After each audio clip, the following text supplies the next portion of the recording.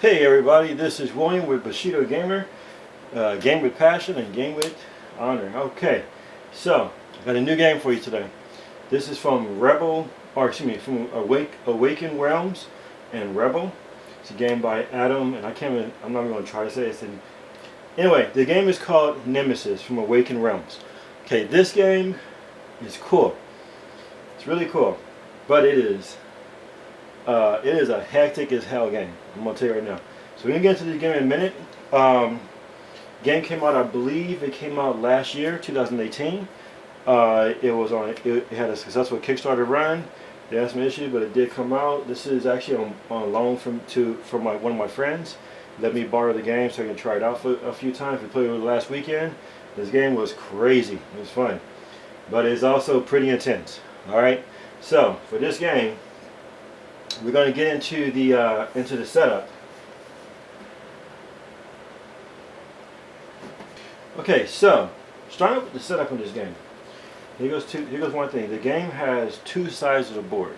Now, the side that you want to start off with, especially if you are just starting playing the game, is this side right here. You'll notice the right side because over here in the top corner, there's going to be 3 red arrows, kind of like almost triangle-looking arrows. At the very top left-hand side of the corner next to the red circle. So you want to make sure that if you're still first time playing this game, or your first couple times probably, you want to play this side. Okay.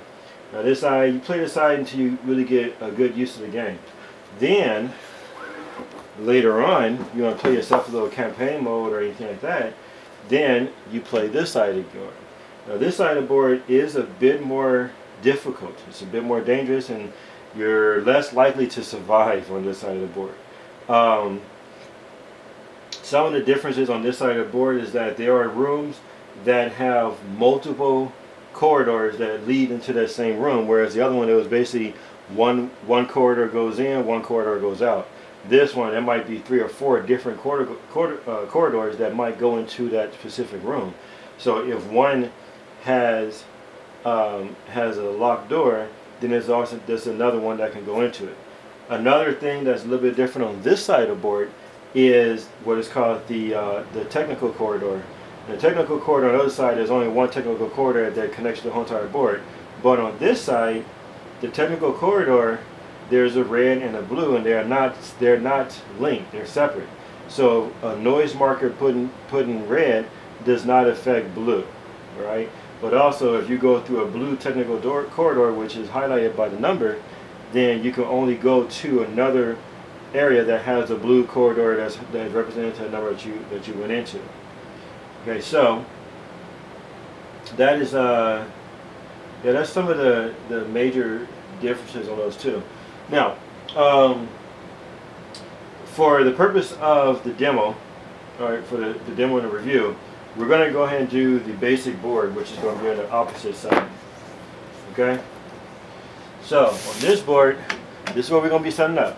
So, when you're setting the game up, you have these hexagon rooms, or little tiles. Okay? Now, on the tiles, some of them are labeled 1, and there are some that are labeled 2. These will correlate to the different rooms that you can go into. These are called your room tiles. Now on the board there are several different areas that have either 1 or 2 in the hexagon shape. So you mix these up.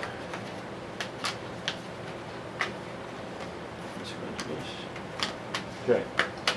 So you shuffle them up, and then you put them randomly on the connecting tile. So if it's a 2, you put a 2. If it's a 1, you put a 1. And you're going to have some tiles left over, especially for the 2 spots. That is fine. Do not look at them. Take the tiles and put them back into the game box without looking at them. Just keep the mystery of what rooms are there and what rooms might not be there. Now, the rest of the tiles, as you can see, I do have about 4 tiles left over. So I'm going to take those tiles and put them back into the box.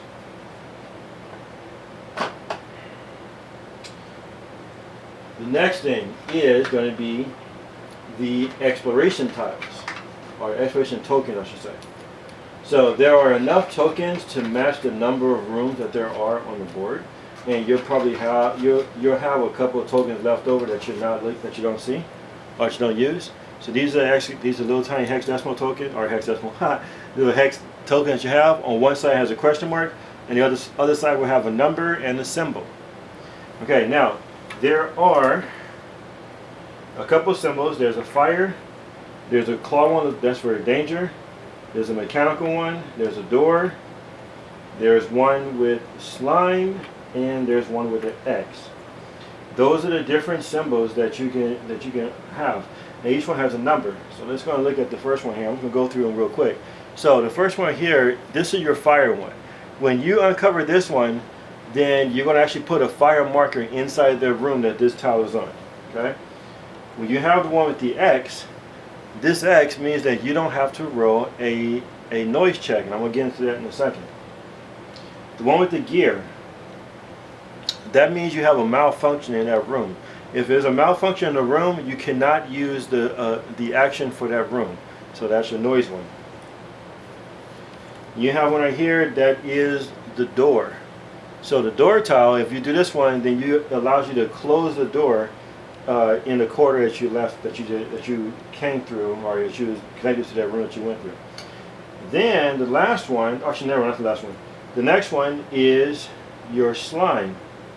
So when you get a slime one, that means your person gets a slime token counter on this card.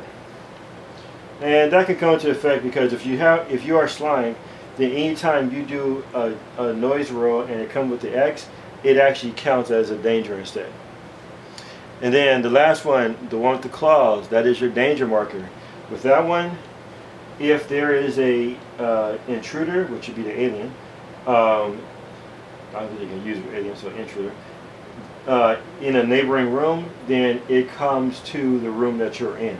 Now, if there are several, then they all will come there. If there aren't any, then you get a noise marker in every corridor that's connected to that room that you're in.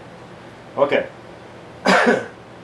So, we're going to flip these over face down. So we got the question mark showing, and I'm going to show you the question mark.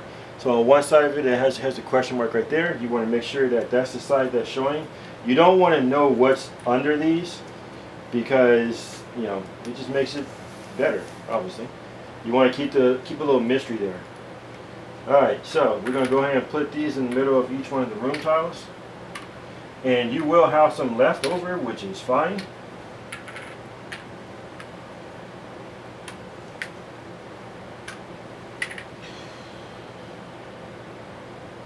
Alright.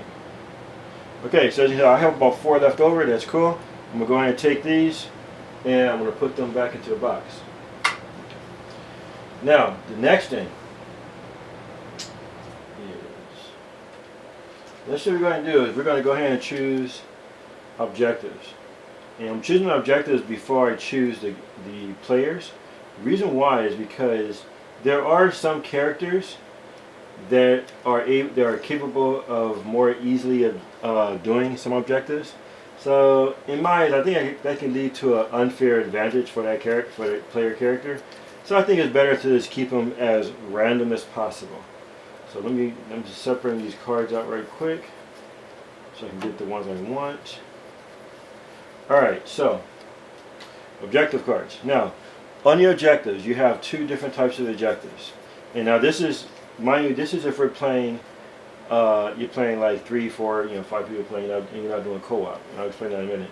So one objective would be the one here at the bottom. It says personal. And the other objectives will say corporate. Now, one of the big difference between these two, the personal objective, I mean, it is kind of every man for himself. But one thing with the corporate objective as opposed to the personal ones, the corporate ones have a lot of things about, have a lot of objectives saying that another character cannot survive in order for you to complete this objective. Now each one of the objectives has two different parts of the objective. The first part right here at the very top is one objective, or you can do the second objective. So as long as you fulfill any one of those 2 requirements, then your objective is met.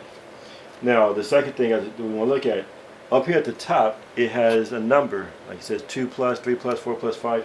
This is based on a number of players. So if you're playing a 3-person game, you want to take out all the objectives that have a 4 plus or a 5 on that number. If you're playing like a 3-person game, then you take all the ones that have 4 or 5. I just said that. If you're playing a 5-person game, then you can just put all of them in there. So we're going to set this game up for a 3-person. So I'm going to go through real quick, and everything that is a 4 or a 5, I'm going to take out for the personal, and I'm going to do the same thing for the corporate. So these ones are going to be out. I'm going to put these back in the box. I'm not going to need them. Now, what you're going to do is you're going to go ahead and shuffle up the corporate cards. And there's a couple ways you can do this. I think in one of the videos I saw for how to, it says each player chooses, I think, 2 or 3 corporate or 2 or 3 personal objectives, and then chooses one, puts the other one back, and then it goes on to the next one. I would just say, you know, it's up to you how you want to do it. I would say I'm going to do just one random for each one. That way nobody gets to choose which, they don't really get to see which objective they're going to do. Now when you start the game off, you are going to shuffle both corporate and personal decks. And then you're going to go ahead and deal each player both a personal and a corporate objective. Anything that you don't use, just put them back in the box because you're not going to need them.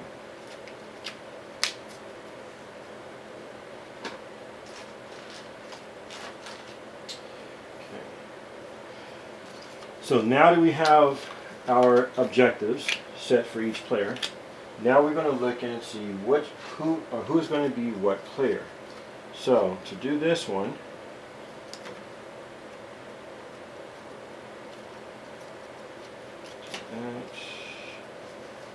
there is a card in here that it says a character draft. So with the character draft, each player will choose their character this way. So now, right now in this base game, I have 1, 2, 3, 4, 5. I think it's about 5 characters. My friend actually gave me the expansion, which actually adds additional characters in here. So we're going to play with the 6 that I have in here. I haven't gone to the expansion yet. So you're going to have this card right here. It says a character draft. Okay. On the flip side of the card, it tells you which character to choose. Like this one says pick scout. So what I'm going to do is kind of mix these up. And each player is going to have a draft card. And right now I don't know what they are. We won't know until we flip them over, which I'm about to do right now anyway. So the player 1 is going to be the scout, player 2 is going to be the pilot, player 3 is going to be the captain. Okay.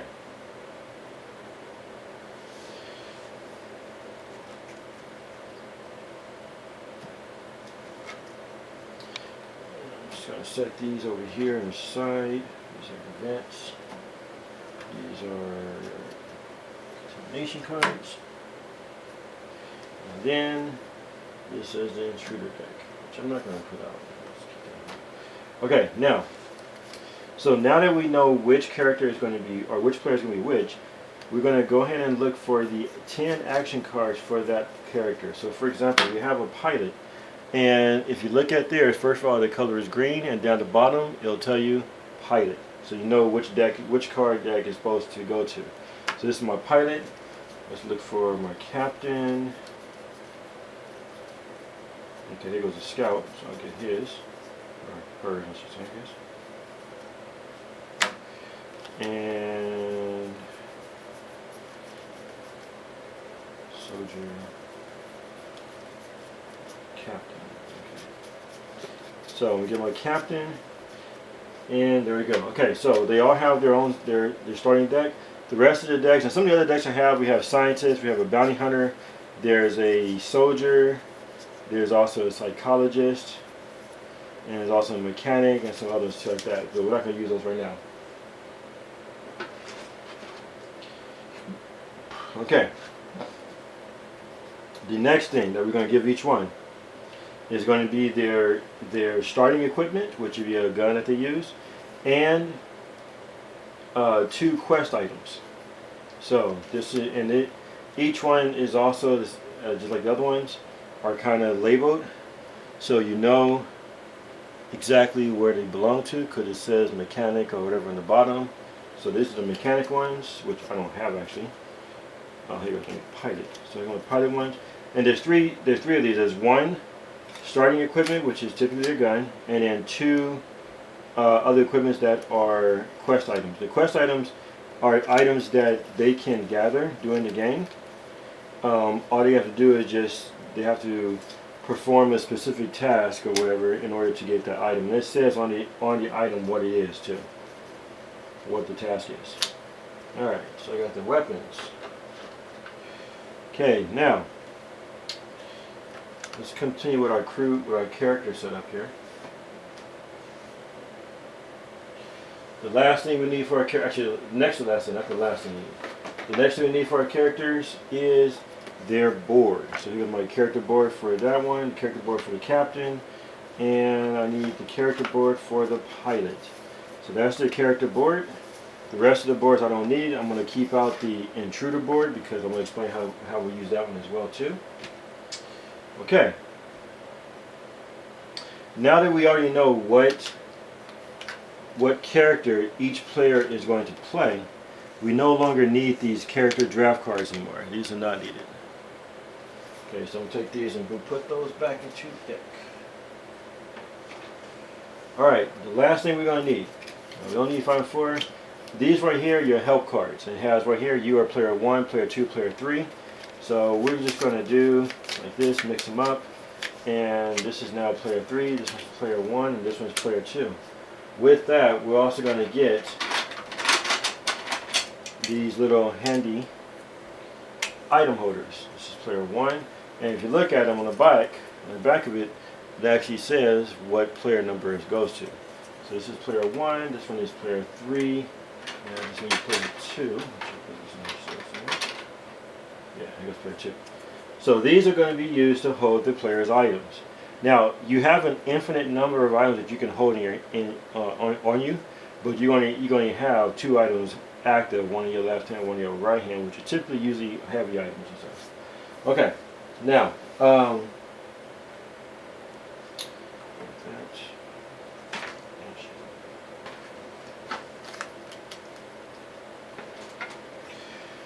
okay, so my crew setup is done.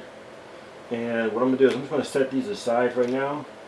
We're going to go into the setup for the rest of the board. Okay.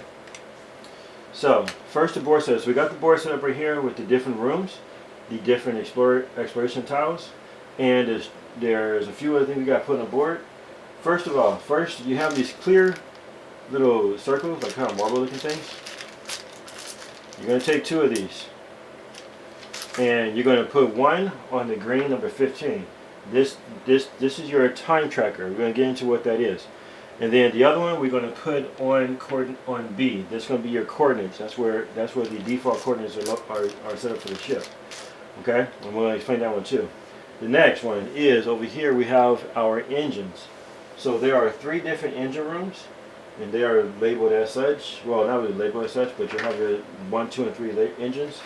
Now, it's important to know what these engines are, because where you know about these engines, because on the engines there's either going to be a working engine or a not working engine. If it's damaged, you're going to want to repair it if your objective is to make it home or make it somewhere. Now on a time tracker, every time you finish a round, you're going to move this down. When this gets down to the S, which is on the little red part down here, the ship jumps to hyperspace. 2 things happen on that part. Well, actually 3 things. 1, all invaders on the ship die. All players that are not in the hibernation chamber or that have not already escaped by an escape pod will die as well. So if you're in a corridor, you die because of the G-forces of it going into hyperspace. And the last thing is this. Actually, the next thing is this. If 2 of the 3 engines are not working, then everybody dies because the ship blows up. And the last one, if the ship is not headed to Earth for the coordinates, then the game is over. Everybody dies. Basically, you drift out into nowhere for eternity or whatever until you all die. So on the ship, on the engines, you have this little thing on here that says engine 1, right? And you have one engine 2, engine 3. Now, on the back of these, you're going to have two. One is red, one is green. The green means that it's working, the red means that it's damaged.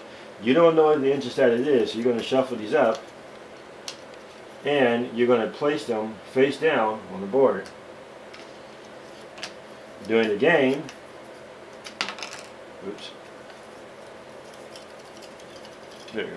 So during the game, you can check the engines when you get into the engine room to see if it is working or not working. Now this is where the messed up part comes in. You do not have to tell the rest of the players the status of the engines. If you do tell them what the status of the engine is, you don't have to tell them the truth. You can lie to them. Now you're probably asking, like, why would I lie to my friends in a game? Well, it's because in this game, while they might be your friends, it is essentially not a cooperative game. It is not a game that is based on cooperation. It is every man or woman for themselves. And plus, your objective might be to destroy the ship, in which case you're going to want to make sure those engines are broke, which is why they have cars, and that you either repair or break an engine. Alright, the last thing is going to be escape pods. Now, if there are 3 people playing, we're only going to use 2 escape pods. So we're going to put those like this. Now, the more people are playing, the more escape pods that you'll be able to get. Okay, so we're going to put just 2 escape pods. And escape pods, you have on one side it says locked, the other side is unlocked. As the game progresses, it will become unlocked, but at this very moment, the escape pods are all locked. Now, this time tracker that's over here, this is your self-destruct. Once it gets past that number 4, it goes to 3, then all the escape pods are automatically opened. They're all unlocked.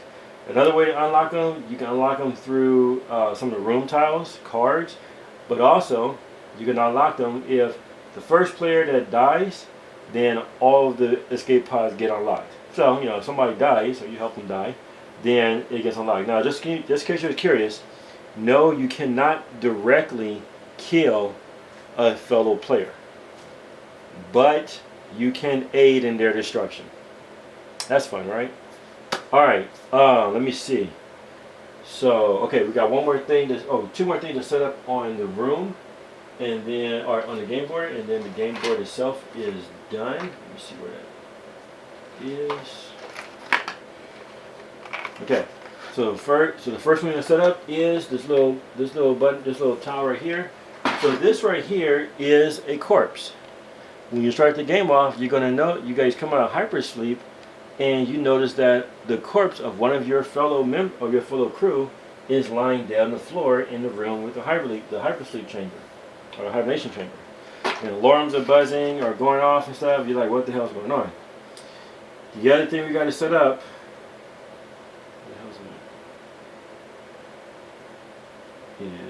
Okay.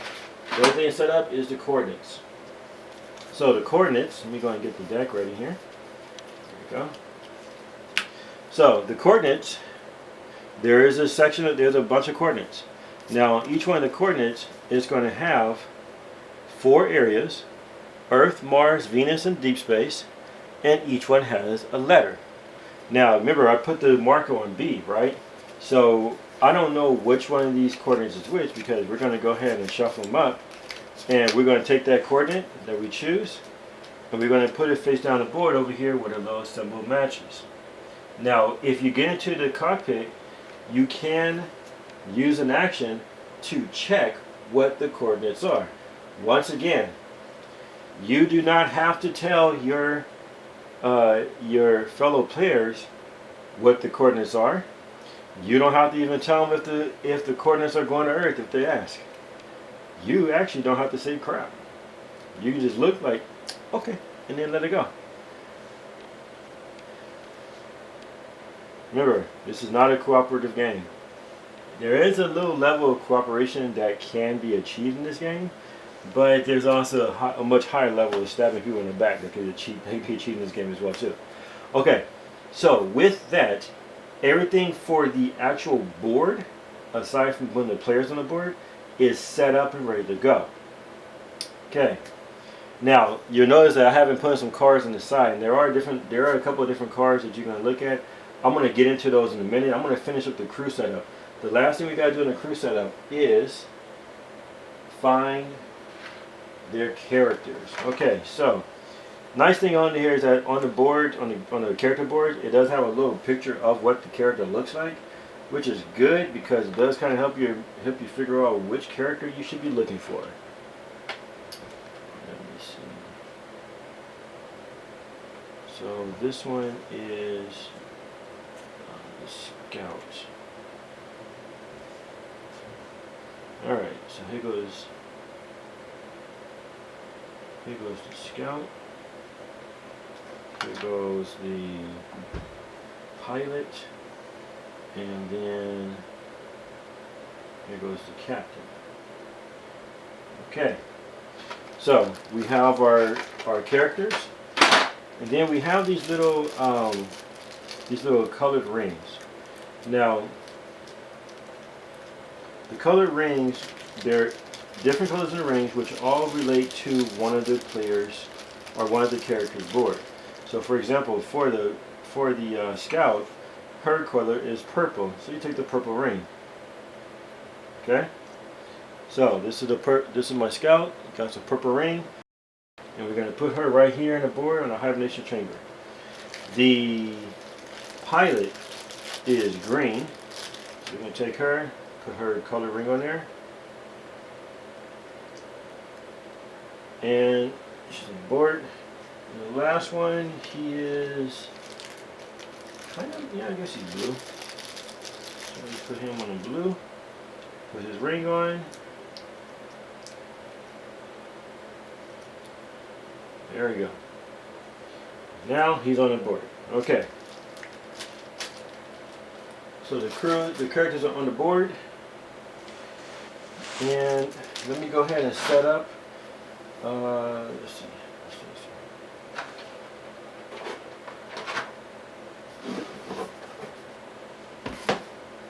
Okay. So I'm going to go ahead and do this here. I'm going to take my character board. I'm going to go ahead and put in his weapon in his left hand. And actually, no, I didn't show the board. My bad. Let me show the board real quick. Alright, so just so you guys see, this is the character board. On the inside of the character board, you have a couple items here. Okay. So first thing I want to look at, you have the name of the character on the top. These right here are some status. So you have a signal. This right here, there's a room tile where you can send a signal, and some objectives require you to send a signal. So that's if you put a signal, you put that right here. If you've been slimed, you put that right there. If you take a wound, you start with the light wound, and if you get a second light wound, you put it right here. You just basically move it down. If you get a third light wound, and you already have 2 light wounds, then you remove the marker and you get a serious wound card instead, and you add it to your deck, or you add it to your hand, which is this right here. This is a serious wound. Now, one thing with the serious wounds, if you have 3 serious wounds already, then if you get a light wound or 2 light wounds, you die. Your character is dead. Now, there are ways to remove the serious wounds, and each of the serious wounds have some damaging effects. Like they might reduce your action, they might increase how much it costs to do an action, all kinds of things like that. You have your area for your player character. If your player character escapes by an escape pod or hibernates successfully inside the hibernation chamber, you take your character off the board, and then you place them on your character card for the rest of the game. Okay. Then you have your left hand and right hand. Now these are for your heavy items. So if you're holding a heavy item, you put it on this side. If you have a second one, you put it right here. If you have a third heavy item, you have to drop one of those 2 heavy items first before you can carry it. Now, some heavy items can be a corpse of one of the invaders. It could be the player corpse that you found, the blue corpse you found when you first entered. It could be a different player's corpse, depending on what mode you might be playing. Or it can even be one of the invader eggs. Either way, they all count as heavy items, and you need to be able to use one of your hands for it. Over here on the left hand side, It shows you what your basic actions are and how much it costs for the basic action, and then it shows you what your other action is, which is your careful movement, which costs 2. I'm going to explain what those are. The basic actions list on here what you can do. Now, if you are in combat, the only basic action you can do is either move, shoot, or do a melee attack. You cannot do any of the other options. They require you to not be in combat. Combat means that you are on the same tile as an invader. Okay? Then, right here is your crafting. These are the different little crafting symbols that you'll need to get to do a crafting, and you can do that as one of your actions. And I'll explain that in a minute too. And then you have your place for your action card deck and your discard deck. Okay.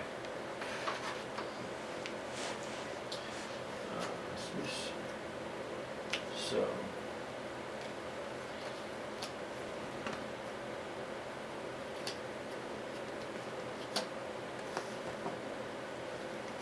So you're going to take your 10 cards, you're going to shuffle them, put them on the left hand side of your character board. Take your, and I would say take your objectives and just kind of put them somewhere so you can get to them. And let's do the rest of the boards here. Oh.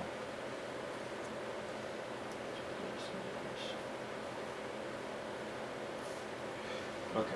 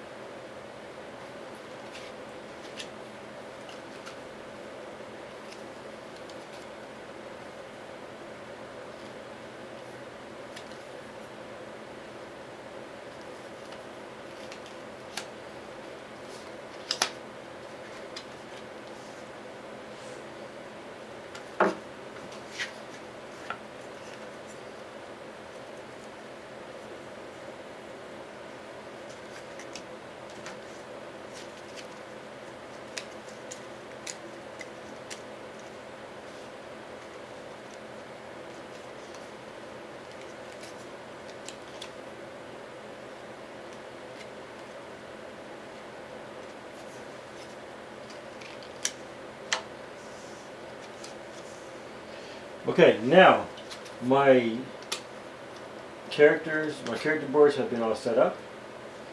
Okay, so the character board is set up, and now we're going to go into the invaders board, which is pretty simple to set up. So this right here is the invader board. Now on here, you're going to have a section for the invaders nest eggs, and then you have right here the weaknesses. Now for the weaknesses, first of all, you have to find the laboratory on the game board. So you got to find one of the rooms that's a laboratory, which should be, I think, one of the 2 rooms or one, I'm not sure.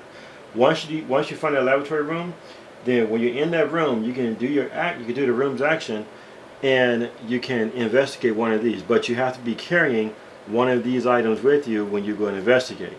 So let's say, for example, if you have an egg, you're going to bring that egg into the room, and you can investigate the intruder egg and get the weakness card. And the weakness cards are these cards right here that says intruder weakness.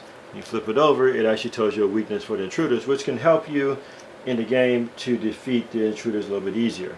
Okay, it gives them a weakness.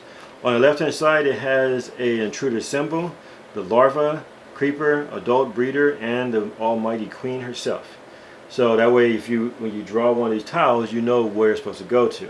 Okay, so for the invader board, I'm gonna go ahead and set it off. You probably don't see it on the camera, but I have it on a different board. My table is not large enough for everything. So I got it on a different board, and on here, the first thing you're gonna do, you're gonna go ahead and shuffle the weaknesses. And then you're gonna choose 3 weaknesses, but you're not gonna look at them. The other weaknesses, do not look at them and put them back inside your box.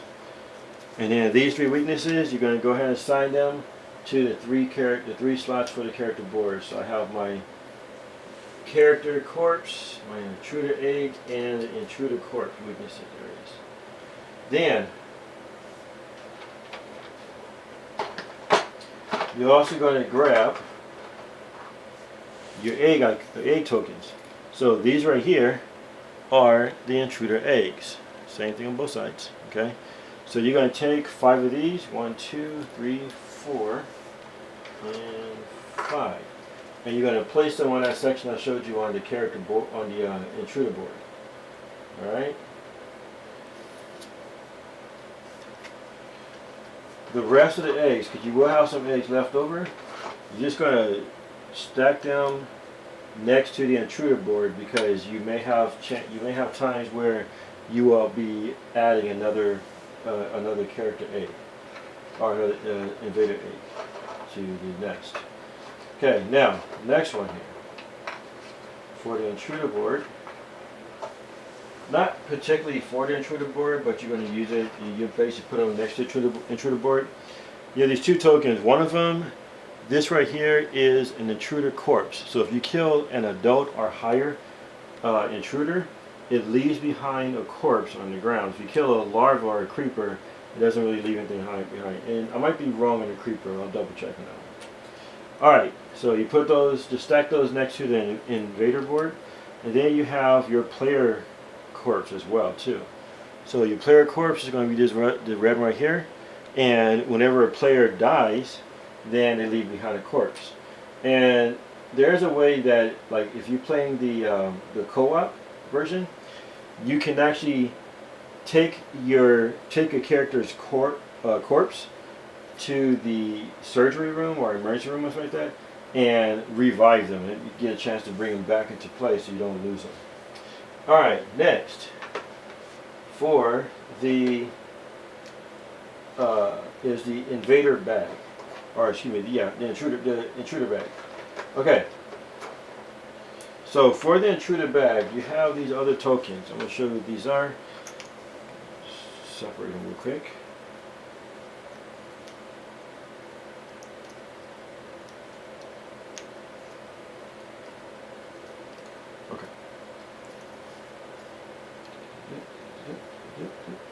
Okay. All right. So you have these little tokens, which are these right here, and each one has a symbol. So start with the first one. So if it has a symbol right here, it's the larva, and on the back of them they have a little number. I'm gonna get into what the number is in a minute. So for setting up the intruder bag, which is this nice little bag that came inside of it, a little pouch, you're gonna take 4 of the larva tokens.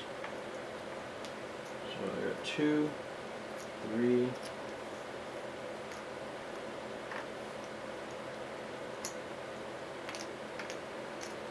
so I'm going to do 4 of these. Put these into the bag. I can't hold it, into the bag. You're going to take a blank one. The blank one is blank because there's nothing on it. You put that in the bag. You're going to put in 1 creeper. The creeper is like this little quarter moon looking one. Put one of those in the bag. And then you're going to put in 3 adults.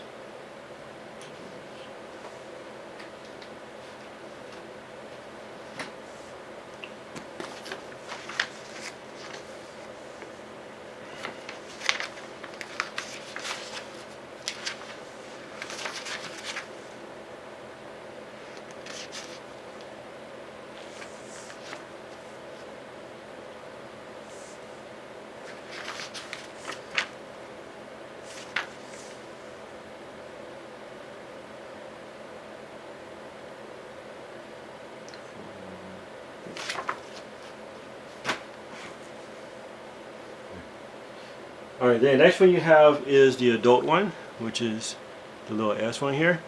And you're going to put in 3 adults. But then you're going to add 1 adult for every player. So I got 3 players, so I'm going to add 3 more adults, gives me a total of 6. Okay, and then you're going to add the queen one, which is this one right here. That's the queen one. Put that on in there.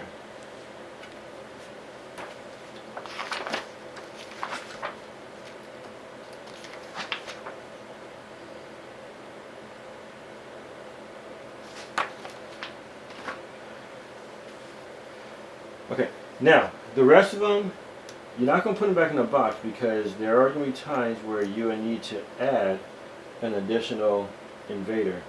So we're just going to stack these up and I'm going to put them over next to the intruder board. Creepers. The last symbol, we haven't put this one in here yet. The last symbol is a breeder. That one's going to look like this one right here. So you're going to put that aside too. Alright. Now that we have those in here, close the bag, give it a good shake, because we're going to be using this bag, doing what is called the invader bag development, or intruder bag development. Okay. Now,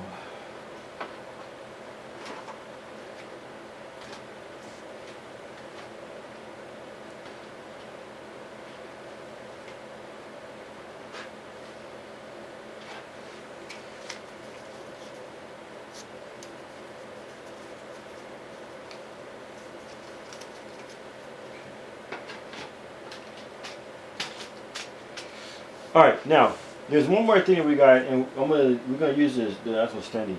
So you have right here, this is the actual player marker. It's like a little space key, but I know my friend was able to get this with the expansion, and it has this little player kit like this. So we use this as your player marker. We know that the pilot is player 1, so we're going to start the player marker on the pilot. Okay. After each round, then the player marker will move over to the next person.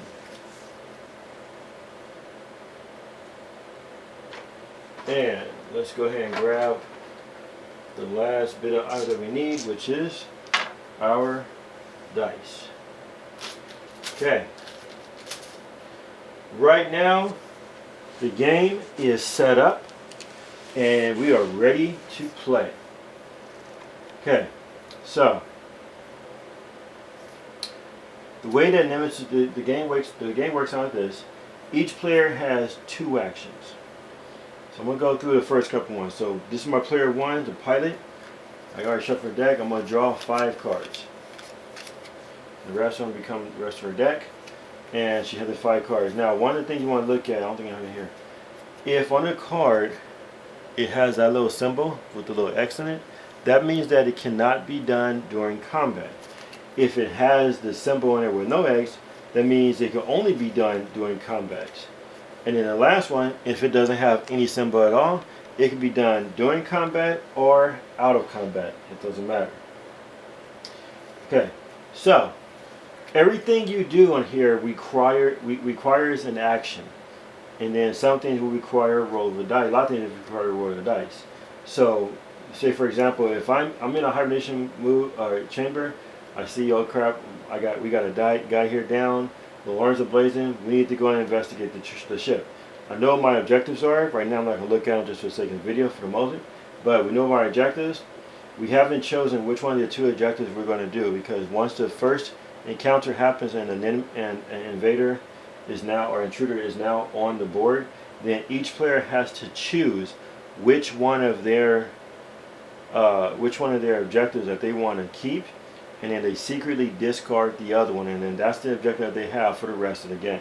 Okay, that's one of the little game. That's one of the special events that happens in the game. All right, now, so I'm gonna go through a few rounds on here, and then I'm gonna skip ahead to to what the board could look like. All right, so we got my pilot. Now, if I want to move to another room, I can choose one of the 4 rooms that is attached to this. There are corridors. Each corridor has a number. I'm going to get into what that number is in a minute. So the first thing I'm going to do, I'm going to go ahead and take my pilot, and I'm going to go over here to this room right here. So in order to do this, I'm spending on action to move. On your basic action, it says movement, and that's a 1. That number right there is how many cards you have to discard, because every one of the cards says action on the back of it. So I'm going to discard 1 card to do that move, and then once I get there, I flip the tile over. So here goes the first tile. This is a command center. It allows me to open or close the doors, which is nice. Because if I open and close the door, I can choose the doors. I think I can choose the doors I want to open and close. All right. So when you look at the room tile, most of them will have numbers on the side, going from 1 to, or from 0 to 4. That right there equates to the number of items that can be found in that room. Now that number is determined by the exploration dive, and the one I showed you earlier. So this particular one has a malfunction. So the first thing I'm going to do, it has a malfunction and it has a number 1. That means that on my room tile there's a number 1. On the board, there is one spot on the board, aside from the numbers, that have what looks like a little arrow. That's the spot that you're going to rotate it to. So I'm going to take this room tile, I'm going to move it to the number 1 matches up with where that arrow is. Now because this one had the gear icon on it, then I'm going to take one of these gear icons, or one of these gear models they have. I'm going to show you what this model looks like. It's pretty cool. So I take one of these little gears and I'm going to place it on the room and put my purse in the room too. Now as long as the gear is in that room, I cannot use that room's action. Now remember, that room's action was to open or close the corridor doors. Now let me see, this is the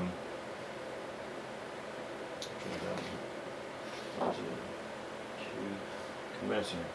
So with this one, if you spend the action, you can open or close any one room.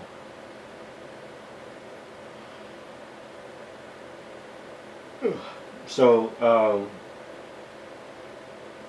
you can choose which doors to open and which ones to close, or you can open or close all of them. So up to you. But it's cool. That's a pretty powerful one, but it's broken basically, so I can't use it.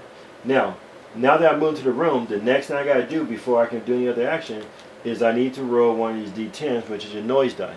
The noise die has symbols 1, 2, 3, 4, and it has an X. The X means that it's a silent row, and it has what looks like a little claw mark right there, like I showed earlier.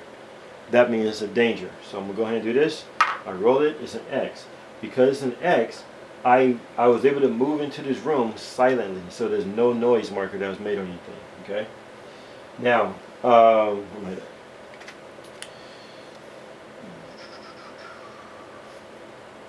that's a good point to use. Okay, so now I have one more action left. Each player gets 2 actions. So during a turn, the player can choose to play both actions. They can choose to pass on both actions, which means they don't take part in anything else in the game, or not in the game, but in this round. Or they can play one action and then pass on the second action. But either way, they're doing those things in that round. They don't get to really save it up to it comes to them again. They do it both at the same time. So once it's part of this turn, I'm going to do my first action was a movement. My second action, I'm going to go ahead and do a search. So my search, it actually has an action cost. And the action cost on this particular one is 0, which means I don't need to discard anything. So I just discard that one card that I played by itself.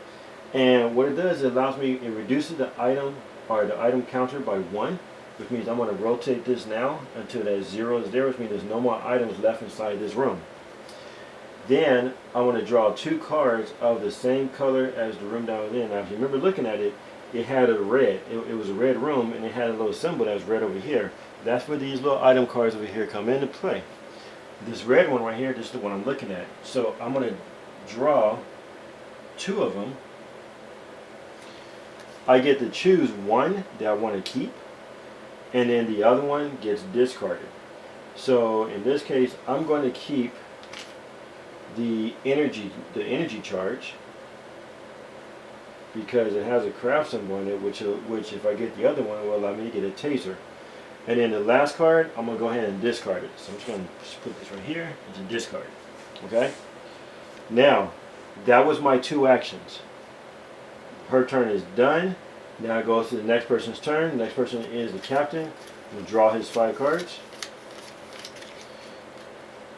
Now one thing that you can note also is that if you pass, then you can discard any number of cards that you want from your hand. However, there is some trickery to that, so we'll see. Alright, so for this guy, now I'll show you a quick look here. So because I have the pilot inside this room, I'm going to go ahead and go in this room. Now, if there's already a character in that room, or there is an intruder in that room, you do not have to roll the dice for the noise check. So you can kind of utilize that to your advantage. But you still have to go ahead and do your discard. So I'm going to discard for my action. And then I have one more action left. Now there's nothing for me to search in because the item count is 0. So, I can't use the, okay. Oh crap.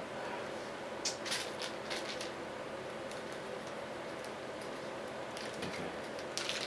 One thing I forgot to do was to load my weapons. So you have these little red cubes. This is your ammo. These also serve as injury dice or injury markers for the intruders. Okay.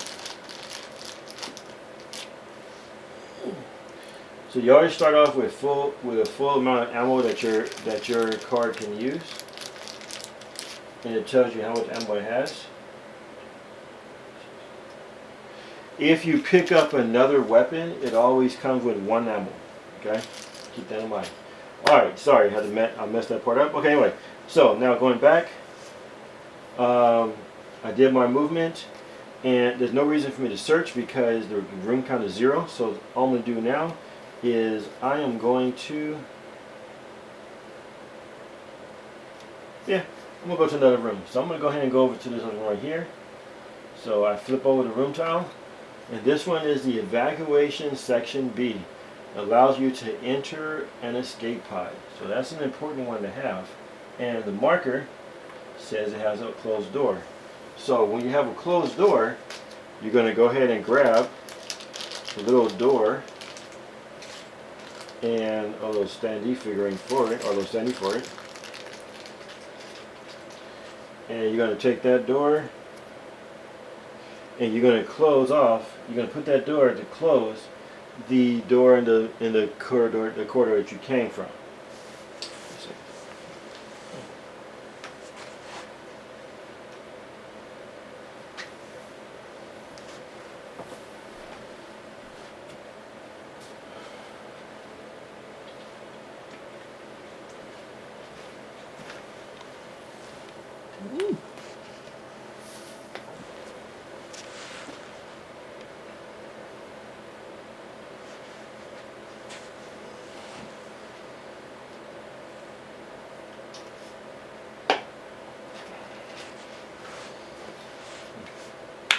Alright, so now I moved to a new room. I can go ahead and get rid of this. You don't have to keep these on there. Once you put in the or once you resolve it, you can get rid of these. Discard. Okay, now it is another room, so I'm going to go ahead and roll. We have a scratch mark. A scratch mark means that there is danger. Okay, so when that happens, right now there's no invaders on the board. So if there's no invaders on the board, or there's no invaders that are close enough to you to where they can go ahead and go into it, like in a neighboring room, you're going to put these little markers. These are your noise markers. So for this one, I'm going to put a noise marker in every corridor connected to this room. Now, even if the room has a door that is closed or destroyed, the noise marker is for that whole entire hallway. The whole entire corridor is not blocked by the door. It's still going to be through the whole entire thing. Okay. So now that ended my second movement, or my second thing, and I forgot I got to go ahead and discard. So I discard for the second move. And there we go. Now it goes back over here to the next character, next player. 1, 2, 3, 4, 5. Again, draw 5 cards. And let me see. What are we gonna do? Okay. So this one, she decides to go a different way. She's gonna go over here. And we got the cabins. The cabins are cool. Now, one thing to look at on the cabins. Same thing I didn't show you on the evaluation room. If it is white like this and it has 3 symbols, that means that when you do your search, you can grab any one of those 3 symbols. But the two the two cards you draw have to be the same color. So you can't get like one green and one yellow. They have to be either both yellow, birth green, or both red.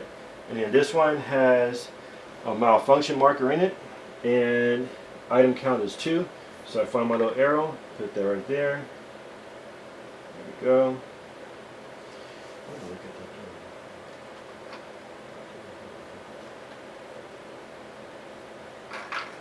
Forgot to move my item marker in here. This one's a 3, so I'll put that there. Alright, so this one was at, what do I say, 2. Okay, so 2. Put that here. Now, this has a little problem because it has a malfunction. Because it has a malfunction, I cannot utilize the action for the room. Now, one thing I know about the mechanical markers and the fire markers. The fire markers are these little red ones, which I'll bring out and show you. So, the mechanical marker and the fire markers, there are only 8 of these markers. If all 8 of the markers are on the board, are already in play, and you have to place another one of that marker, then the ship explodes and the game is over. Everybody dies. Okay? So if you get too much fire marking, you gotta be careful though, because there's some cards that really make the fire spread. Or you get too many mechanical markers, then the ship breaks apart, or the ship burns up and dies, so everybody dies. Alright, so I have that. I'm gonna go ahead and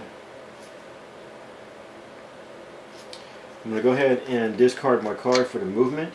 I'm gonna roll my 10. There's a 4.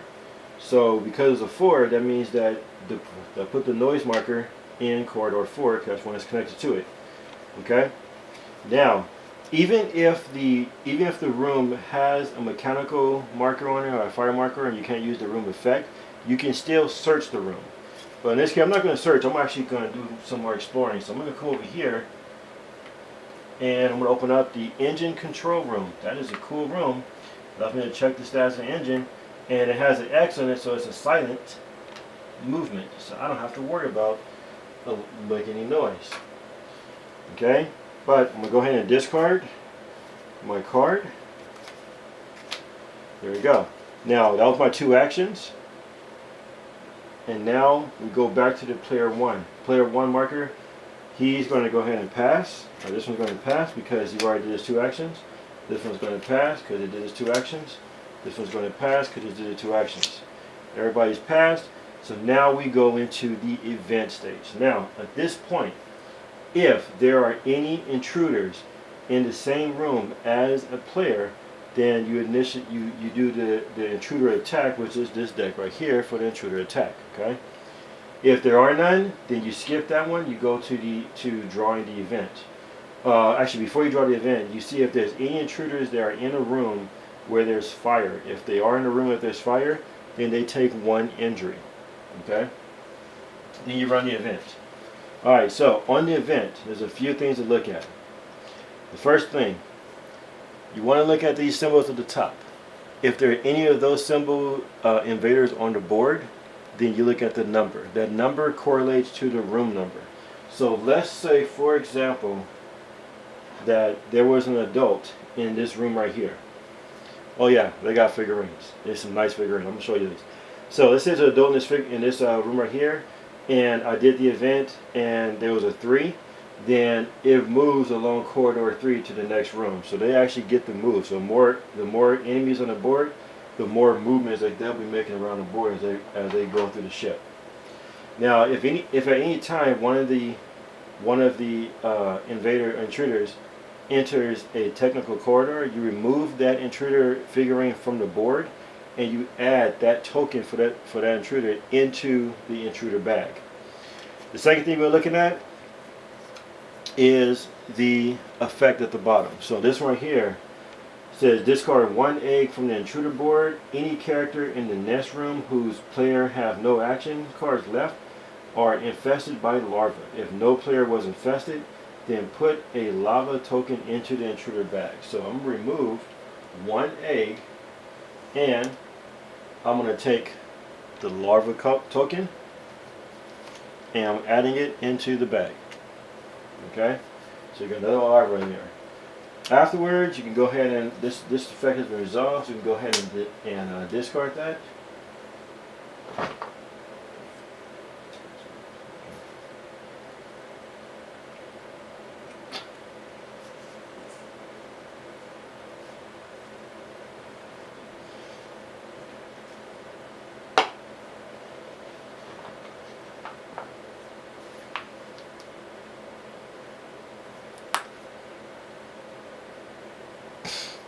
Okay, now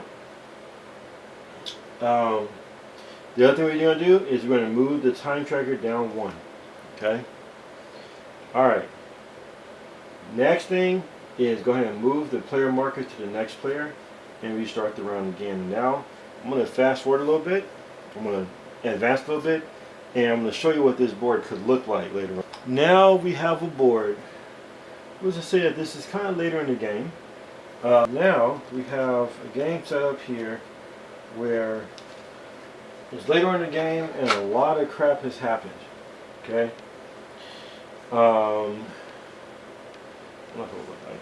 Okay. So we each have an objective that we now have to face because we have enemies on the board. And one thing I forgot to do in the last one was that, before I cut it off, was that after you finish doing the event, then you have to go in and you choose one of the markers in here. In this place, we got a creeper.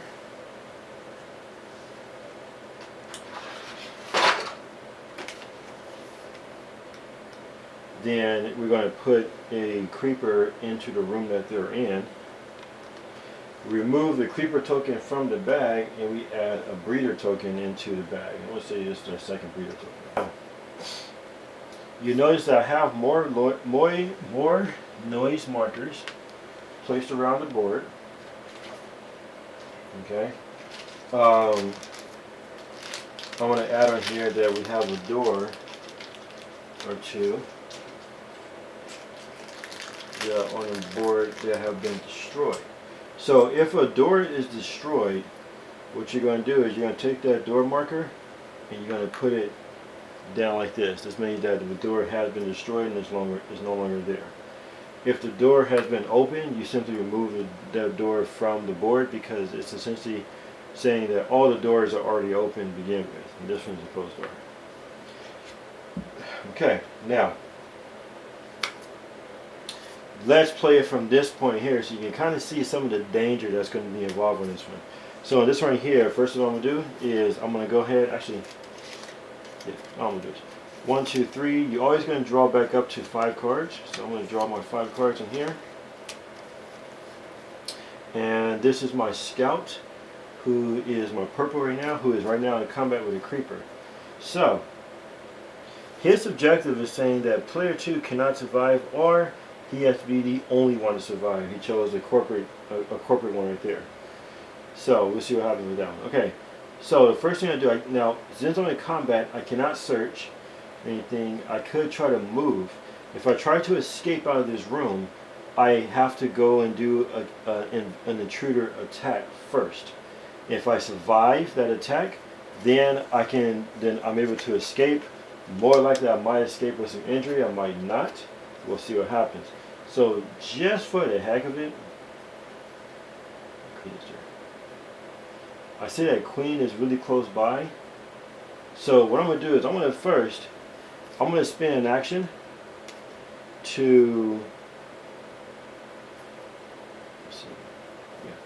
I'm going to spin an action to attack with my rifle, and then I roll the damage dice. Now on the damage dice, this is the red dice. There are several symbols on the damage dice. If the damage dice lands on the blank, that's a miss. If it lands on the single little circle right here, that's one injury. If it lands on 2, that's 2 injuries. And it could be more based off of what your weapon is as well too. If your weapon has any type of special ability for it that will increase the damage or something like that on it, then you have that. Okay, so I take off 1 ammo, I roll the dice, and so this symbol right here was adult. That's what adult one. I'm going to creeper, which is lower than an adult, So if I was hitting a larva, a creeper, or an adult, I was encumbered by those, if I roll this symbol, it's a hit. However, if I roll something like this one, a creeper, if it's a creeper, it hits. Otherwise, it will be a miss. So I did that one, so I do 1 damage to it. So I'm going to take 1, I'm going to put it on this creeper, and then I draw the top card from the intruder attack deck. Now on this one, I'm ignoring everything else on this card except that number right there. That's the current intruder's endurance. So right now, if the amount of injuries it already has is higher, is either equal to or higher than this number, the intruder dies. If it doesn't, then this just gets discarded. The intruder is not dead yet, still alive. But that was my first action for the attack. I already did a pretty good one attacking him, so I'm going to go ahead and do another action. I'm going to discard, remove one of my little tiles, roll, and this time it's still a hit because the symbol was a creeper and I'm working with a creeper. So I'm going to do another damage to it. And then again, I'm going to draw, but this time the endurance is 5.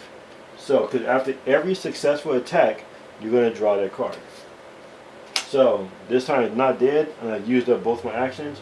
It goes to the next person, which is the pilot. She got 3 cards in hand. She's going to go ahead and draw 2 cards.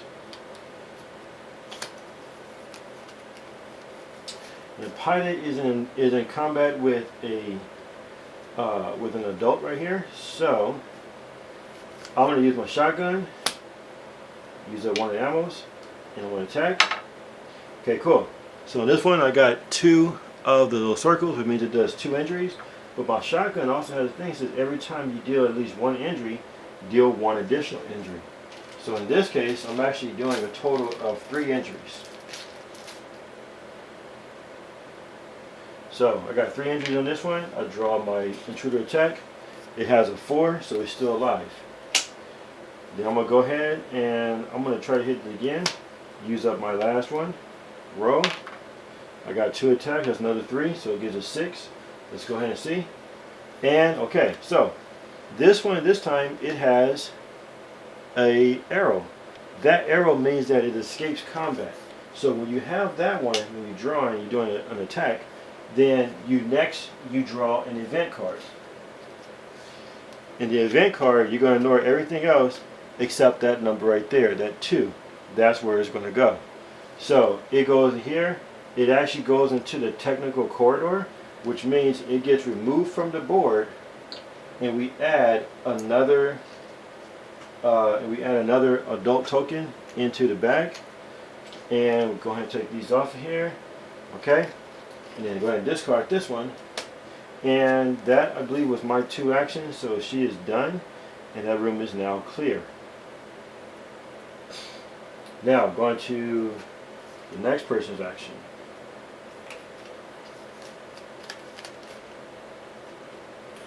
Okay, so Captain's action. Captain doesn't have anything about who he's fighting with. So, Captain, what he's going to do, and his objective is that the ship must reach Mars, or the ship must reach Earth, and the nest must be destroyed. So that's his 2 objectives that he got to complete at least 1 of those. So, for his, we're going to discard 1 card to use an action to move. He can't go through here because the door is locked, or the door is closed. So I'd have to open the door, which I can't do right now. So the only option that he has will be to come over here and fight this creeper. Now, when you enter a room with an intruder in there, you don't necessarily start initially combat.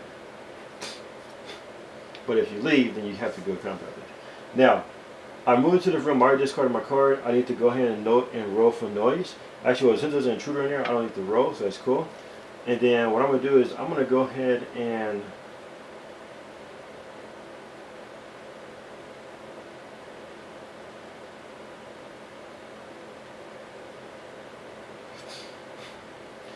I'm going to use what this one here is, Suppressive Fire, which is one of his action cards.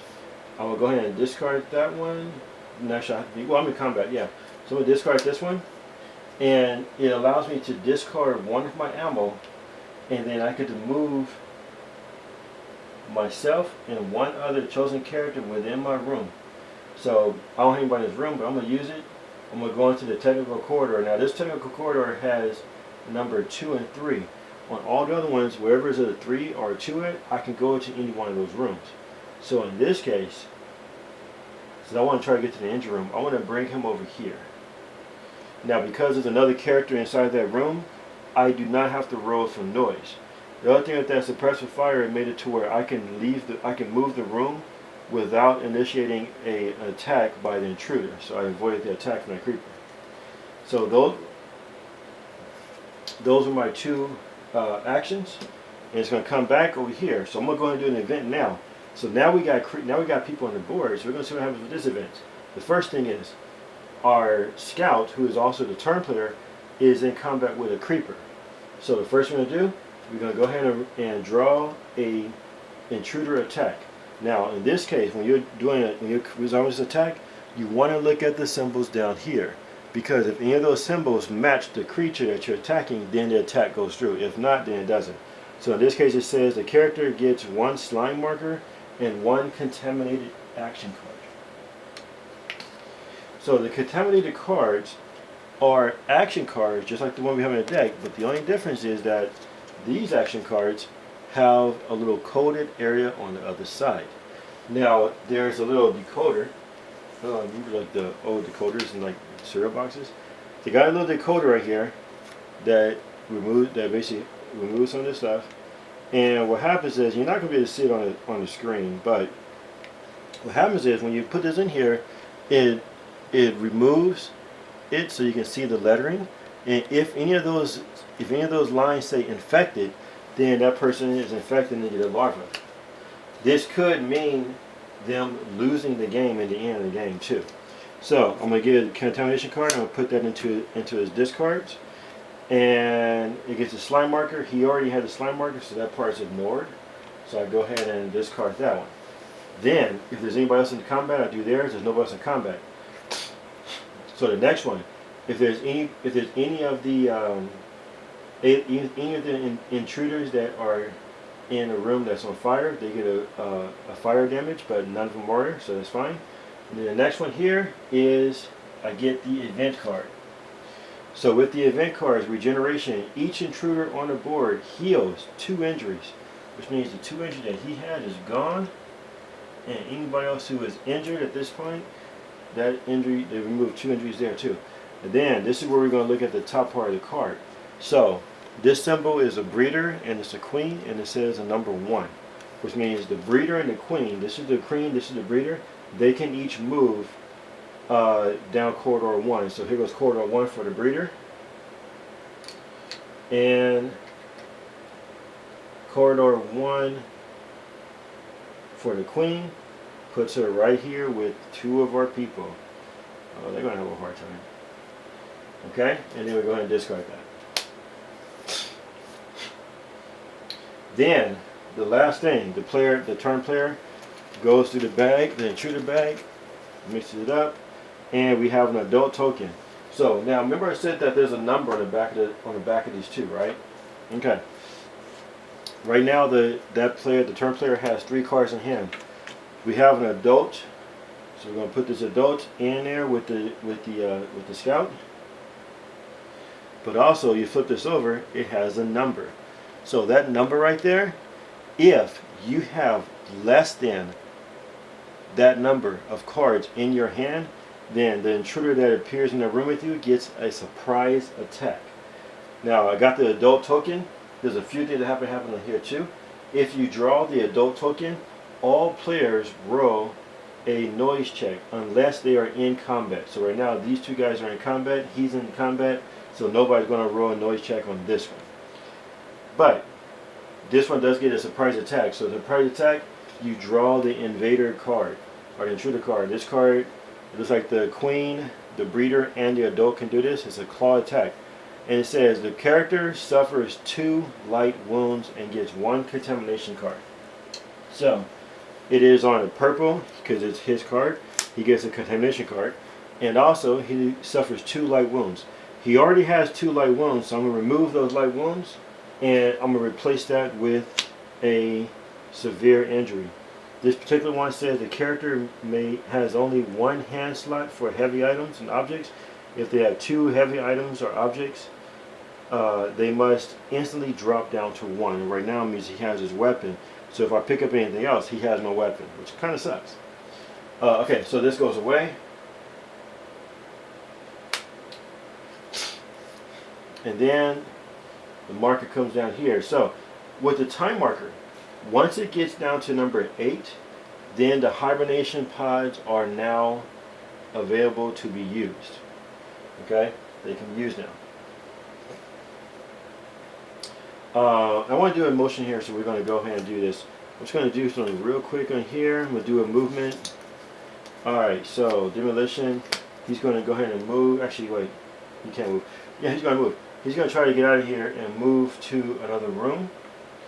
But the queen gets to attack. Now the queen's attack and the breeder's attack are a little bit different because they're bigger people. They actually will draw.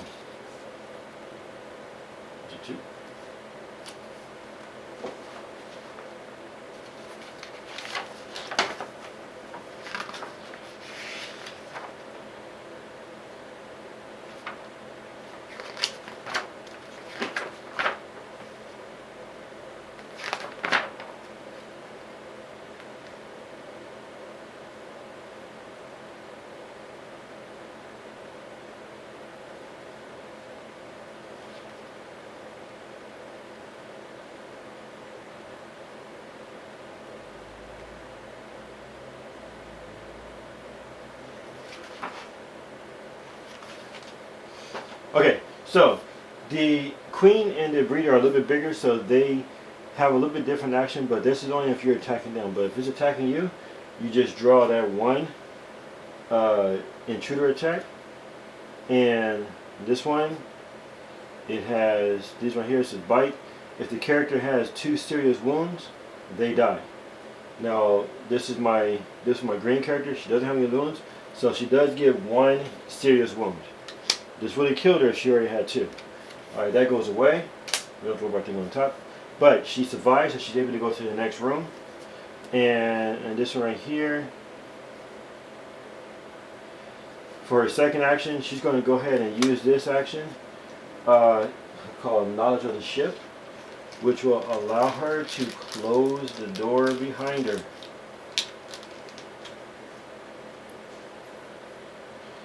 So she's going to go here and like boom, close the door.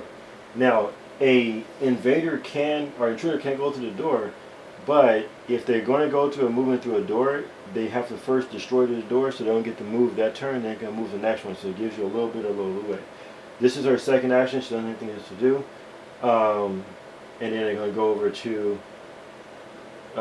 blue, the captain. So the captain's go ahead and draw his 2. You have 3 cards. And what he's going to do is he's going to go ahead and go for an attack against the queen. So I'm going to show you how this works. Attacking the queen, it's a miss anyway, so it doesn't matter. We'll do another attack on the queen. And it still missed. So he missed on both attacks, which means he doesn't get to do anything. That was his whole entire turn. Goes back over here. Now we got our scout with 1 serious wound. Okay, now the scout is, which one? Scout's in combat with 2 people. So if the scout wanted to try to escape, it would have to do an intruder attack with each of them and survive both of them in order to escape. He decides he only got 1 weapon, so he's going to say fuck it, and he's going to go ahead and attack with that 1 weapon.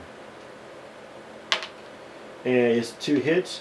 Let's go ahead and hit the creeper with that. So the creeper has 2 on him. I'm going to go ahead and draw. It's a 4. Creeper's not dead. Now he doesn't have any more ammo left, so now he's going to have to see if he can get out of here. And decides to run over to the cabin. So we're going to go ahead and do a... Oh, okay, never mind. Actually, in fact, we're going to do it. We're going to do suppressive fire. Oh wait, I can't. Don't have any more ammo. Never mind. So we're going to do scavenge. Discard that one for an action to move to another room. So we're going to do the creeper attack first. The creeper misses on the attack because none of these symbols match the creeper symbol. So it doesn't get anything from that one. Now for the adult. I should have did this the other way, huh? Actually, you know what? Never mind. Okay, for the adult, has a creeper symbol. Doesn't get to do the action. However, yeah, look at the action. So he escapes successfully. Comes over here.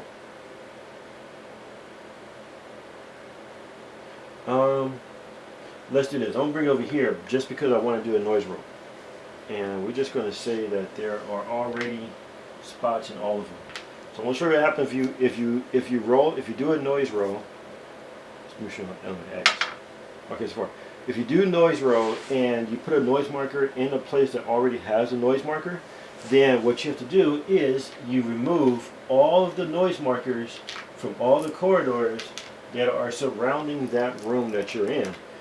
Then you reach inside the bag, the dreaded bag, and you pull out a intruder token. This one is an adult, has a warning 3. He has 3 cards in hand, so he's safe on a surprise attack. You take that, put it back inside. Now, any player that is not in combat also has to make a noise roll. So this one is going to make a noise roll, which is a 4, which means that's going to clear those up because now he's going to do the same thing. So let first, we got this one here. It's not a surprise attack though. And then the other one, we have this guy in here. And actually, well, it might be that one. I didn't actually do anything, did I? Let's see what we got. It might be an untriggered. Nope, just a larva actually. Oh, lucky. Alright, so this one, he only got a larva, the 1. But we remove the larva and replace it with an adult token inside the bag. And we're going to take one of these little buggers. Where's he at? These little tiny guys. And we're going to put them in the room. So it's not a surprise attack because he has cards in hand. Okay, now. He's in combat, so he doesn't do a noise marker.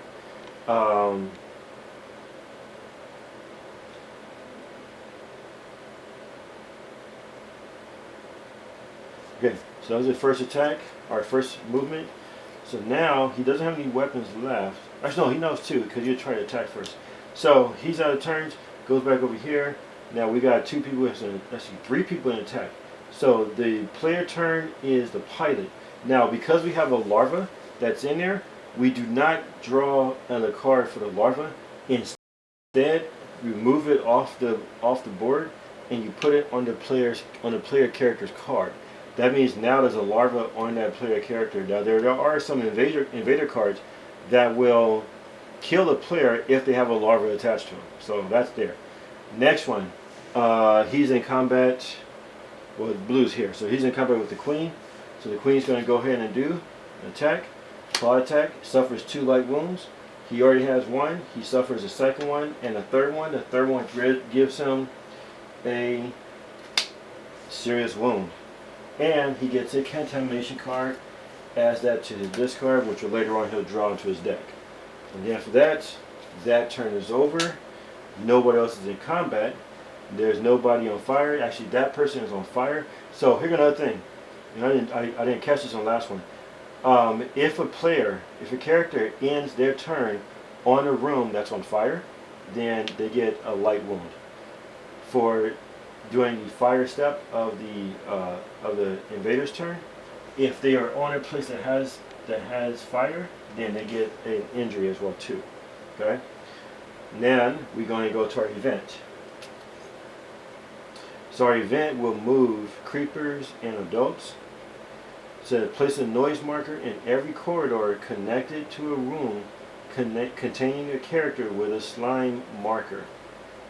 Except corridors that already have them. So we only have one person with a slime marker, and he is going to get that's the purple scout. So he's going to get a noise in all the corridors. Okay, and that's it for that right there. All right. Then that turn player goes ahead, move this tracker down some more. Check on here, got an adult with a value of 2. And he has 3 cards. Everybody else except for one person is in combat position. So an adult goes in here. Alright. And then we end our turn right there and we go to the next one. Okay. So, oh, actually, so we got our adult right here, and we move this down as my marker. I did it already. Let's see. Oh, okay. So the last one we did allowed the breeder and the queen to move along in position 1. So in this case, this breeder is going to move back in here. And queen's in combat, so it's not going to move anywhere. Actually, no, hold on. Never mind, no. That's not the, oh, the wrong card, sorry. No, this one allows the creepers. So the creeper is going to move along corridor 3. This one is going to go into the technical corridor, which means it goes back into bag. And then the adults also move along 3. That door is destroyed, so it can move there. This adult goes into here. That one's already there. This one's going to come over here. This adult's going to come over here. And this one's going to go over here. So you see how they all just kind of start moving around. This one, this little larvae, is going to go into the technical corridor. Actually, never mind. He's going to stay with us. Okay, so that takes care of that. All right. So for the most part, that is basically the game. I mean, there are some things that we didn't go into in here, as far as like activating the rooms. So if a room doesn't have an intruder in it and it is not malfunctioning, then you can pay what the cost is on the room, which is a little discard. That's many things. So you discard that many cards to activate the room. Okay. Let me see. If you're in the engine room, so let's say if I move my character and she's in the engine room, if I want to check the engine, then one of my actions, if I have it available, I pay 2. I can look at the engine and I can put it back and I can tell, hey, yeah, it's damaged, it's not damaged. I can check it. I also have cards in my hand that will allow me to, or in my deck, that will allow me to either repair or break an engine as well too. If you are in the the cockpit, you can pay 2 to look at the coordinates card. So remember, if nothing else happens or nobody changes it, the ship has to make it to Earth. In this case, Earth, if you look at it, our setup is B and Earth is B. So if the ship goes on hyperspace, as long as the characters are in a hibernation tube, then they'll win. However, say for example, my captain, one of his objectives is to either the ship has to reach Mars or the ship has to reach Earth. So let's say he went in here, he spent the action to take a look at the coordinates. He sees that Mars is D, so then he spends another action to move this over to another level, which would be D. So somebody else can come and say, okay, maybe he moved it to Earth, maybe it's not. They want to make sure that it goes to Earth because otherwise they can lose, so they can go against them. 2 other things. If the escape pods aren't open, you can use one of these evacuation sections as long as they are not compromised, meaning that they are not malfunctioning, and you can spend 2 to try to enter an escape pod. This one is B, so it means it's over here. So you can spend 2 to try to get into the escape pod B, right? Now, in order to do this, you have to roll a noise check. So you're right here. Here's the problem with this particular one is that if I roll a noise check, unless it comes up on X, I already have noise markers all around. So that means that no matter what I roll, an intruder is going to show up. Now, as long as no intruder shows up, then you can go into one of the open escape pods. At this point, you can choose if you want to wait to see if you get a fellow crew member to join it with you, or if you want to launch it right now. If you launch it immediately, you remove that escape pod from the board. Your character is now placed on your character card, and you do not participate for the rest of the game. You have already escaped the ship, and hopefully you have met your objectives to get you to win. Okay. If you want to go into the hibernation pod,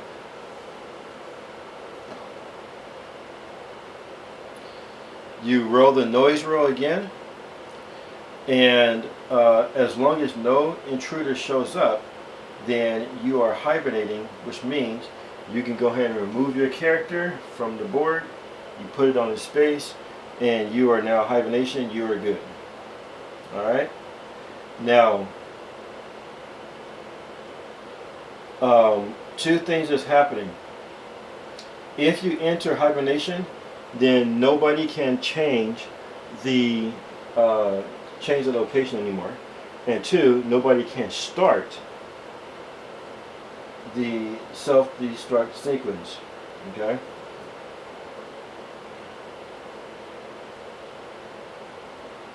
Now, if there is a malfunctioning thing in there, you can't use the hibernation. You got to clear it off first. If there is an intruder inside the hibernation room, you cannot use it until you kill the intruder. Okay. For the most part, that is the gist of the game. I'm not going to go through a whole entire playthrough because this is a long freaking game. Alright, so let's go ahead and jump into my ratings for this game. So, Nemesis by Awaken Realms. This game, I would say, gameplay, theme, fun factor, rules, replayability. The gameplay is, I would give it a 4. I'm not going to give it a 5. Only reason why is because my gameplay is the ease of playing the game. How easy is it to learn the game and play it? This game is a bit complicated. It may take you a couple tries to really get it, but that's why I give it a 4 and nothing lower, because it is once you figure it out, you're like, okay, no problem. Like right now, I can set the game up without looking at the rule book. When we first played it, I had to read rule book in one hand, other hand setting stuff up because it was pretty complicated. So I give it a 4 for the gameplay. Fun factor, that is going to be a 5. This game is fun. This game is really fun to play. It is stressful as hell, especially when you get more and more of the intruders coming out on board. It gets crazy stressful, but it is a fun game to play. So I would give this one a 5 on the fun factor. The theme. So I'm gonna bring this in closer so you can take a look at this. So this game has a lot of little miniatures, and these miniatures are really detailed. Like this right here is the queen. You got all the little things on the bottom, and you got like she's holding one in her hand.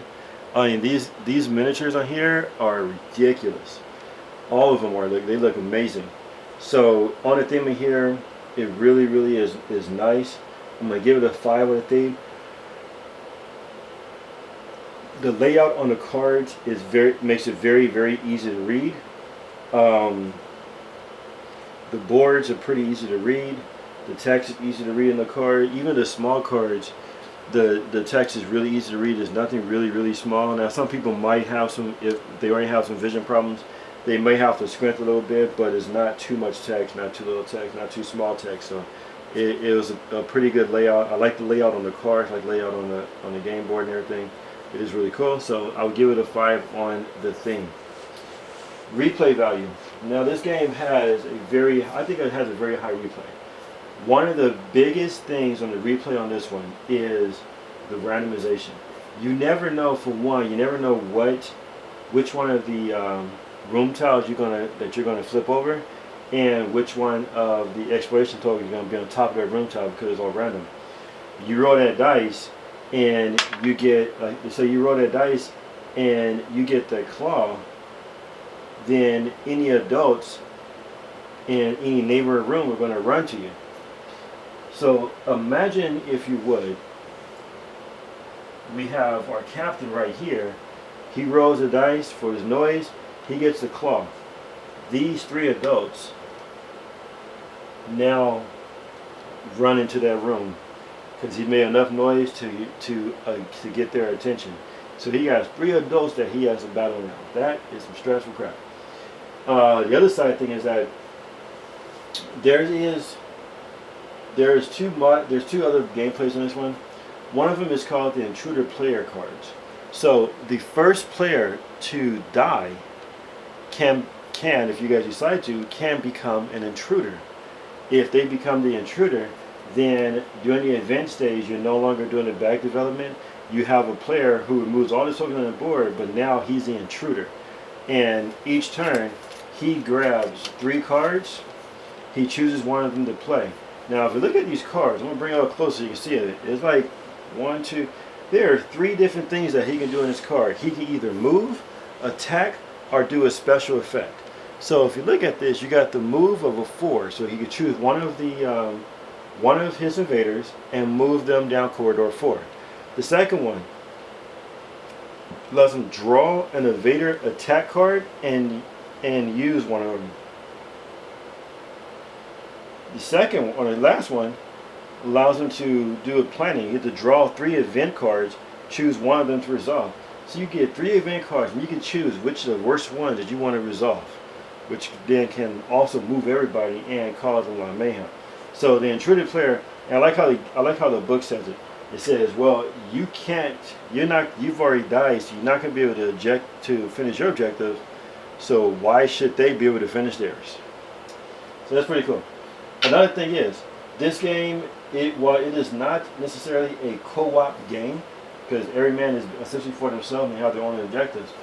But it does have a mode that has 2 modes that I want to note.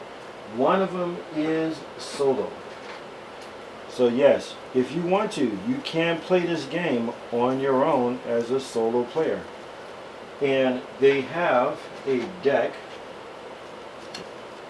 So there's a deck that you can use that you would use in place of the objectives. And this is for a solo or co-op objective.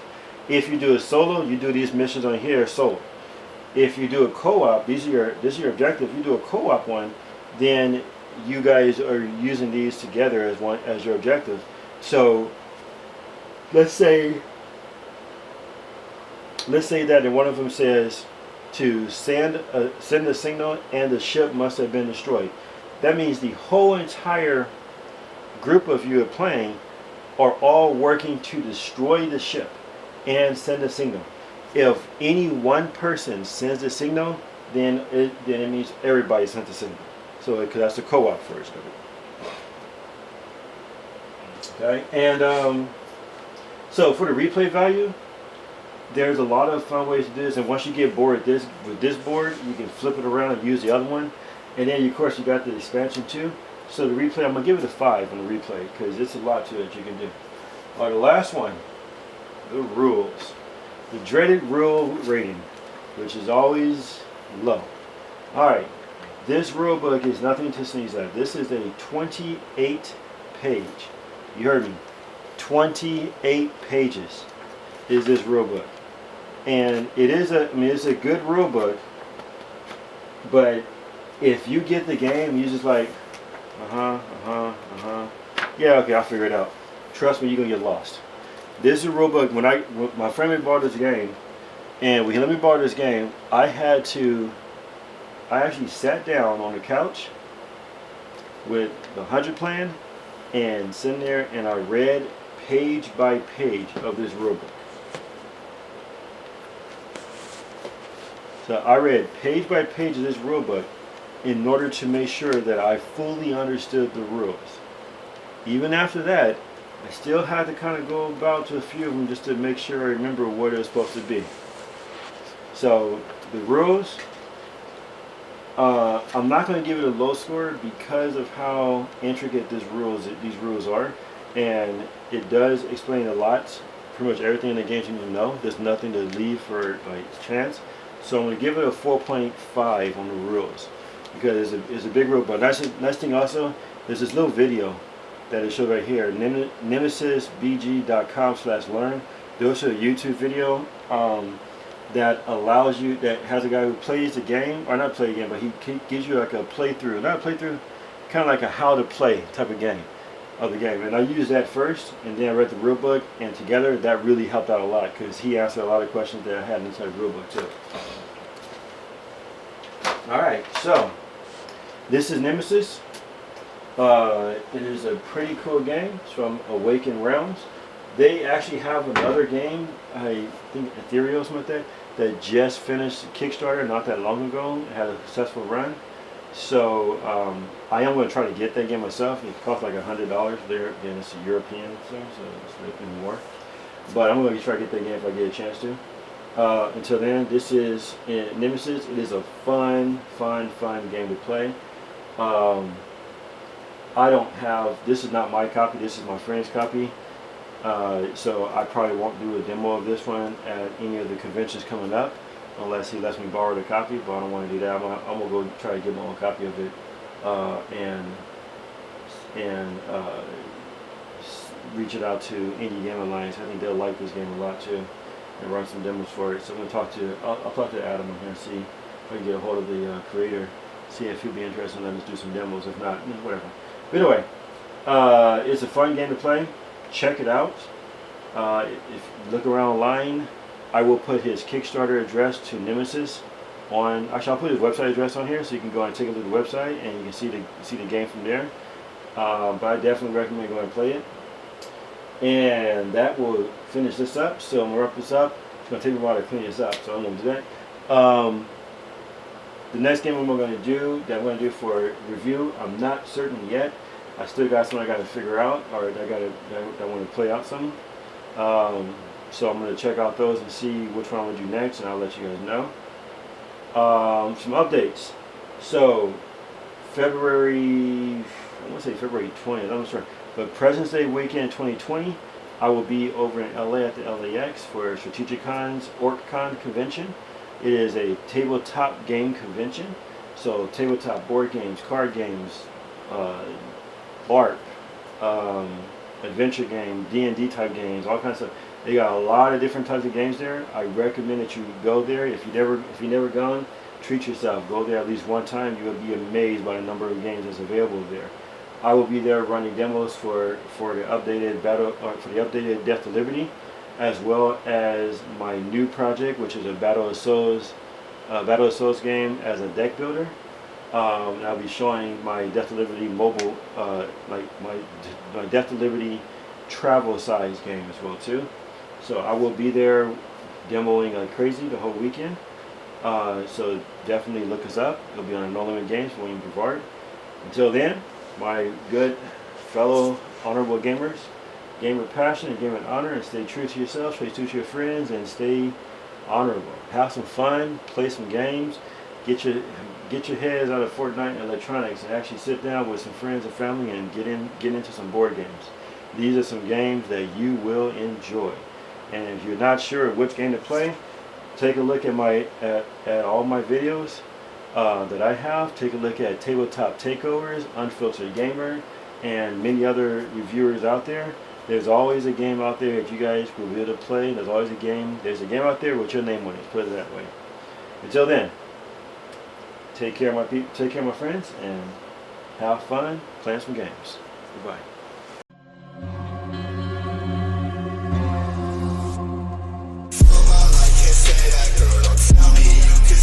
Shit.